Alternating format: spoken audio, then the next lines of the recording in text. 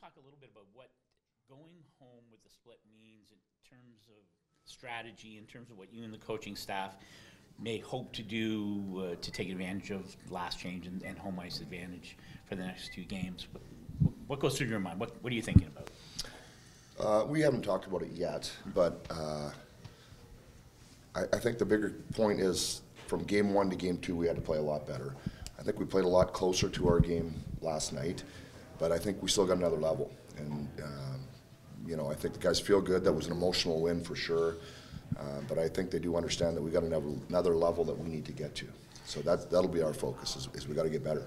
Do you imagine maybe doing things differently in terms of matchups because you will have last games? Like, do you imagine coaching at home differently than you have these first two games? No, I don't think too much. I don't think we're going to chase that around. You know, we trust our players. Last night, you know, everybody played against everybody at different times.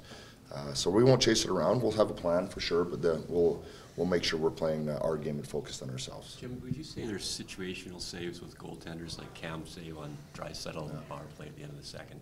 Even though he gave up 4, if they score and they're going into the third period up 4-3, there's situational saves when the goalie makes a save and it just lifts your own team. Yeah, you know, yeah, interesting. I know there was guys on the bench with that save, so that's the one we needed.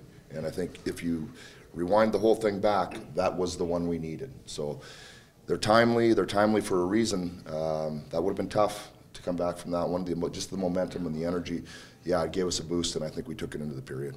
Quinton Byfield, we talked about it before a little bit, but he was physical last night. He was kind of involved, I guess. That's the player you guys envisioned, I guess, I imagine. When you yeah, I thought he was pretty good. I thought he was one of our better players in game one also.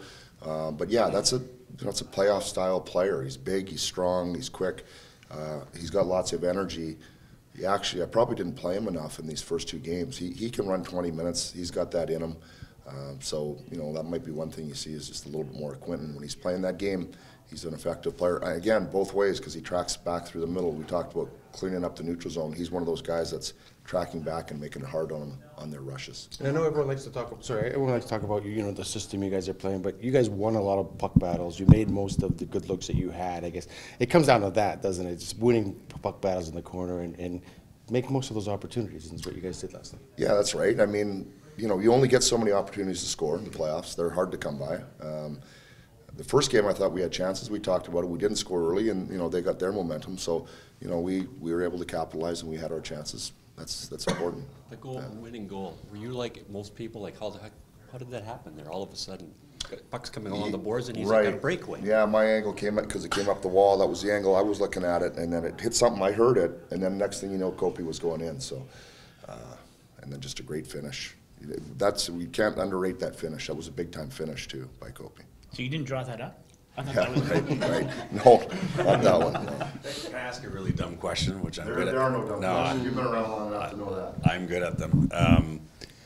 With Grundstrom just having one shift last night, I mean, and you've played a lot of 11-7. I mean, you kind of, at the end of the night, think maybe I should have. That's not a dumb question. That's a good question. Yeah, you know what? I had talked to Grunny earlier and said that we probably, you know, no fault of his, probably going to look at running 11 forwards, but we wanted him on the bench with 11. So he knew he wasn't going to play that much in that game. Yeah. So, yeah. Good question. Not a dumb question at all.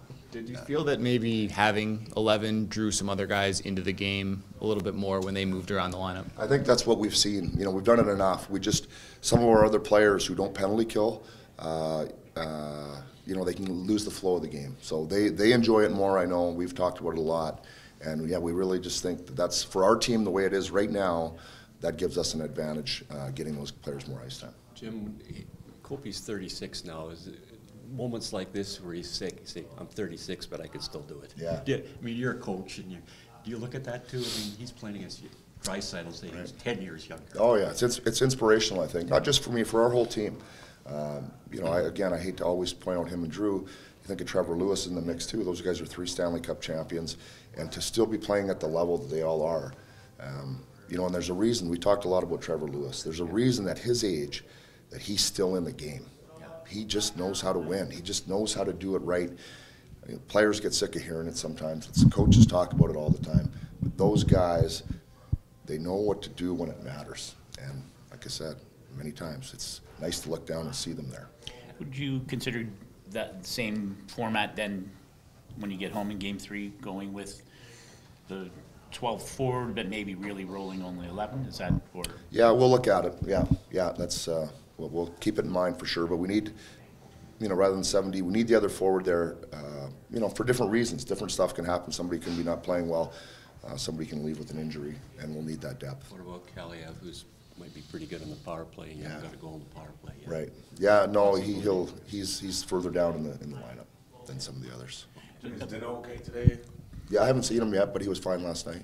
Yeah. Can you talk a little bit about the power play? I mean, you've got the penalty kill that you needed at the appropriate time at the end of the second period, but probably didn't take advantage when you had the power play.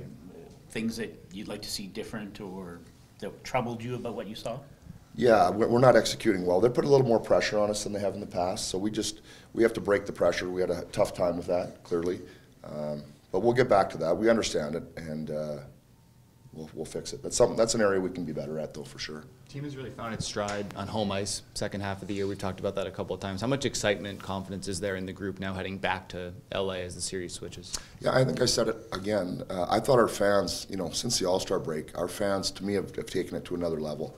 And, the last goal when Kempe scored the overtime goal in Chicago, I think it's the loudest I've heard the building. So I would expect when we get back there, it'll be rocking and rolling, and that definitely gives our guys a boost. We're talking about Kempe. He doesn't need many chances to score a goal. He makes it look pretty easy when he scores. Yeah, he's got a great shot. He's got a great shot. I think the first goal you saw it comes off maybe quicker than you think, and he just finds his spots. Yeah, he's a shooter.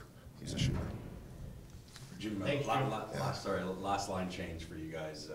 I didn't think Knobloch chased that too much when they had it, other than icings and TV timeouts. But what do you think it'll be for you in terms of your toolbox? Yeah. I mean, I think there's times when they put McDavid and Draisaitl together. You'll be aware of that. I think beyond that, I don't think we're too concerned. We'll play our game. We got 11 forwards. If we're playing 11, you see different types of players with different people anyway. So we're just not going to chase it around. But yeah, if they put the two of the guys together, we'll pay a little more attention to that.